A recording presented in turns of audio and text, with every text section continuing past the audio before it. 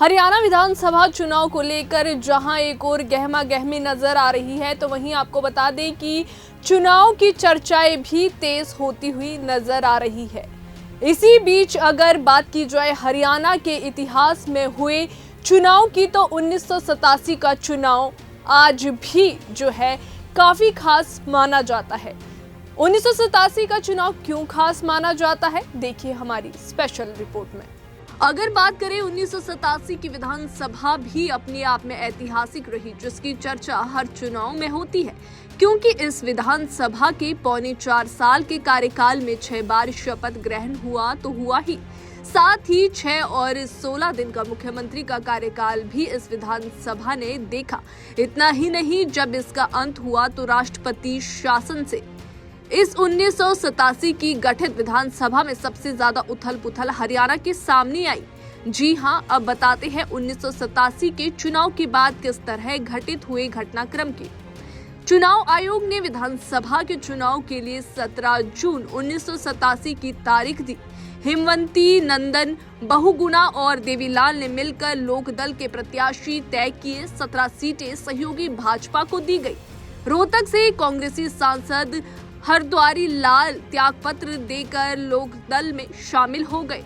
देवीलाल ने भगवंत दयाल शर्मा की सिफारिश पर 12 ब्राह्मणों को टिकट दी। आपको वहीं ये भी बता दें कि इस बीच एक बड़ी घटना भी हुई। आपको वहीं ये जानकारी दे दें कि कांग्रेस की पराजय सामने देखकर बंसीलाल ने एक दांव खेला। उन्होंने देवीलाल और भगवत दयाल में फूट डालने के मकसद से भगवत दयाल और राजीव गांधी की मुलाकात करवा दी।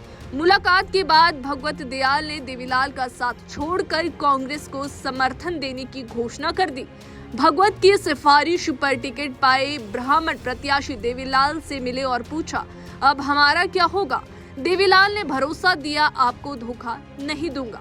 सभी 12 ब्राह्मण प्रत्याशी देवीलाल के साथ रहे और जीते। न्याय युद्ध से बने माहौल के बीच देवीलाल और उनके सहयोगियों ने 85 सीटों पर कब्जा कर लिया। कांग्रेस 5 सीटों पर सिमट कर रह गई।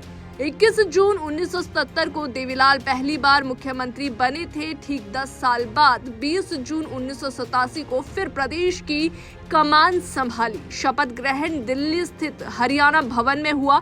वहीं आपको ये बता दें कि अक्टूबर 1988 में ही ओम प्रकाश चौटाला और रणजीत की तनातनी गंभीर हो गई। आखिर देवीलाल को सीएम पद से इस्तीफा देने का नाटक करना पड़ा। मामला सुलझाने के लिए जनता दल अध्यक्ष विश्वनाथ प्रताप सिंह खुद चंडीगढ़ आए। उस दौरान गृह मंत्री संपत सिंह पर हरियाणा पुलिस के 3500 कांस्टेबल की भर्ती में फर्जीवाड़े का आरोप लगा हुआ था। वहीं आपको ये जानकारी भी दे दें कि देवीलाल इस बात से खफा थे। 1979 के लोकसभा चुनाव में दिल्ली में जनता दल को सरकार बनाने का मौका मिला। देवीलाल का रुझान राष्ट्रीय राजनीति में था। बिखरे बहुमत के बीच देवीलाल प्रधानमंत्री पद के दावेदार थे। इसी बीच 1 नवंबर 1989 को जनता दल संसदीय पार्टी की बैठक में गुपचुप तय हुआ कि देवीलाल उप प्रधानमंत्री बनते हैं तो उनके बेटे को हरियाणा का मुख्यमंत्री पद मिल जाएगा। चौटाला सीएम तो बने, लेकिन राजनीति अस्थिरता को संभाल नहीं पाए। 171 दिन बाद इस्तीफा देना पड़ा। वहीं आपको ये भी बता दें कि महम के उपचुनाव को लेकर छिड़े विवाद के कारण 22 मई 1990 को ओम प्रकाश चौटाला ने बनारसी दास गुप्ता को सीएम बना दिया। गुप्ता 51 दिन के सीएम रहे। चौटाला दोबारा सीएम बने, लेकिन छठे दिन ही दूसरी बार इस्तीफा देकर हुकुम सिंह को मुख्यमंत्री बना दिया गया। हुकुम सिंह करीब 248 दिन सीएम रहे। चौटाला फिर सीएम बन गए। 15 दिन ही बीते थे कि हालात बिगड़ते हुए नजर आने लगे। हालात बिगड़ने के कारण अप्रैल 1991 में राष्ट्रपति शासन लागू हो गया। इतना ही नहीं, इस विधानसभा के कार्यकाल ने दिल्ली सरकार तक की भी चूल्हे हिलाकर रख दी थी। वहीं आपको ये बता दें कि देवीलाल के प्रयासों से वीपी सिंह के नेतृत्व में जनता दल का गठन, वीपी का प्रधानमंत्री तो देवीलाल का उप प्रधानमंत्री बनना, फिर दोनों के बीच की जंग, वीपी सरकार का पतन, जनता दल का विघटन।